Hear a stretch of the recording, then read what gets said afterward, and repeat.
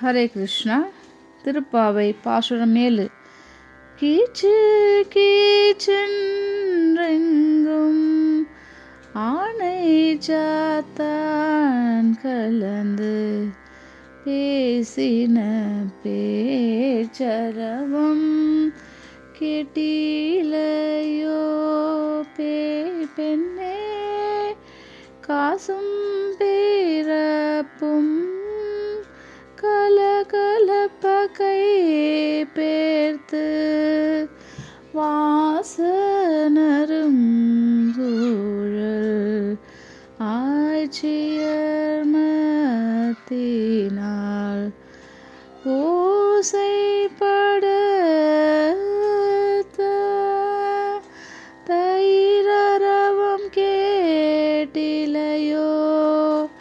நாயக பெண் பிள்ளாய் நாராயணன் மூர்த்தி கேசவனை பாடவும் நீ கேட்டே கிடத்தியோ தேசமுடையாய் திரவேலோரெம்பாவாய் கீச்சு கீச்சென்றெங்கும். சென்ற பாசுரத்தில் கண்டது போலவே கிருஷ்ண பக்தியில் திளைத்த ஒருத்தி அந்த பக்தி மயக்கத்தில் படுக்கையில் மெய்கருத்து படுத்து கிடக்கிறாள். புரண்டு புரண்டு படுக்கிறாள். இன்னும் துயிலுணர்வில்லை. பொழுது விடிந்தது என கூட தெரியவில்லை. எனவே ஆய்ச்சியர்கள் கூட்டமாக வந்து வீட்டின் வெளியே நின்று கொண்டு பொழுது விடிந்து விட்டது, எழுந்து வா என்று கூப்பிட்டும் இவள் விடிந்து விட்டது, எழுந்து வா என்று கூப்பிட்டும் இவள் எழுந்து வரவில்லை. உள்ளிருந்து கொண்டே விடிந்ததற்கு அடையாளம்தான் என்ன என்று ஒரு வினா எழுப்புகின்றாள். எனவே இப்பொழுது வெளியில் நிற்பவர்களில் ஒருத்தி அவள் வினாவுக்கு விடை கூற முற்படுகின்றாள். கீச்சாங்குருவி கீச்சு கீச்சு என்று பேசிக் கொண்டிருக்கிறதே, அந்த அடையாளம் தெரியவில்லையா என்று கேட்கிறாள். கீச்சாங்குருவி ஆனைச்சாத்தன் தன்னுடைய பெண் குருவியுடன் சேர்ந்து பேசும் பேச்சு கீச்சு பேச்சு எனப்படுகின்றது. அந்த கீச்சு பேச்சு கேட்கவில்லையா என்று கேட்கிறாள். அதை கேட்டும் கூட உள்ளே இருப்பவள் எந்த ஓர் அசைவுமின்றி கிடக்கின்றாள். வினா விடுத்தவளுக்கு விடை விடுத்தும் அவள் விழித்திருந்தும் மறுமொழி புகழாமல் இருக்கின்றாளே என்று வெளியே இருப்பவளுக்கு வெகுளி ஏற்படுகிறது. அந்த கோபத்தை பேய்ப்பெண்ணே என்று உள்ளே இருப்பவனை கூப்பிட்டு புலப்படுத்துகின்றாள். கோபமாக பேசிவிட்டோமே, உள்ளே இருப்பவளை எப்படியாவது சமாதானப்படுத்தி மார்கழி நீராடலுக்கு அழைத்து செல்ல வேண்டுமே என்று எண்ணியவளாய் வெளியே இருப்பவள் காலை காட்சிகளை எடுத்து மொழிகின்றாள்.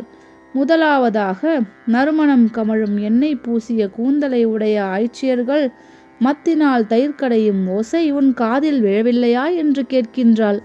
அமைதி கொழுவிற்றிருக்கும் வைகரை வேளையில் அவ்வமைதியை குழைத்து கொண்டு எழுகின்றது ஆய்ச்சியர் தயிர் கடையும் ஓசை. வெண்மையான தயிரை வன்மையான மத்து கொண்டு கடைகின்ற பொழுது எழும் ஓசை மலையிட்டு கடலை கலக்கினார் போல காதில் எல்லோருக்கும் விழுகிறதே, உன் காதில் விழவில்லையா என்கிறார்கள்.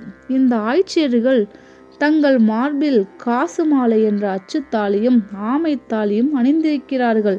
ஆய்ச்சியரின் இரு கைகளும் முன் பின்னாக மாறி தயிர் கடையும் பொழுது அச்சுத்தாலியும் ஆமைத்தாலியும் கலகலவென்று ஒளி எழுப்புகின்றன. காசும் பிறப்பும் கைகலப்ப கைப்பேர்த்து வாசன் நறுங்குழல் ஆய்ச்சியர் மத்தினால் ஓசைப்படுத்த தயிரரவம் கேட்டிலையோ. இன்னும் உள்ளே இருப்பவள் மறுமொழி பேசவில்லை. எனவே அவளை அமைதிப்படுத்த வேண்டும் என்று கருதி பெண்களுக்கெல்லாம் நாயகனாய் தலைமையாக இருப்பவளே என்னும் பொருளில் நாயக பெண் பிள்ளாய் என்று விழிக்கின்றாள். பேய் பெண்ணே என்று கூப்பிட்டவள் நாயக பெண் பிள்ளாய் என்று இப்பொழுது அழைக்கின்றாள். நாராயணமூர்த்தியை கேசவனை எல்லோரும் பாடி துதி செய்கிறார்கள். இந்த துதியின் ஒளியும் கேட்டும் நீ படுத்து கிடக்கின்றாயே என்று பேசுகின்றாள். மீண்டும் அவளிடமிருந்து மறுமொழி ஏதுமில்லை. எனவே ஒளிமிக்க கண்களை உடையவளே என்னும் பொருளில் தேசமுடையாய் என்று குறிப்பிட்டு கதவை திறப்பாயாக என்னும் பொருளில் திரவேலோர் எம்பாவாய் என்று முடிக்கின்றாள்.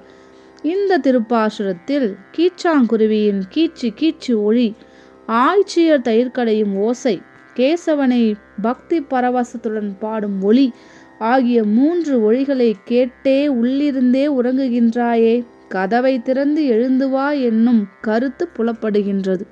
ஆண்டாள் திருவடிகளே சரணம்.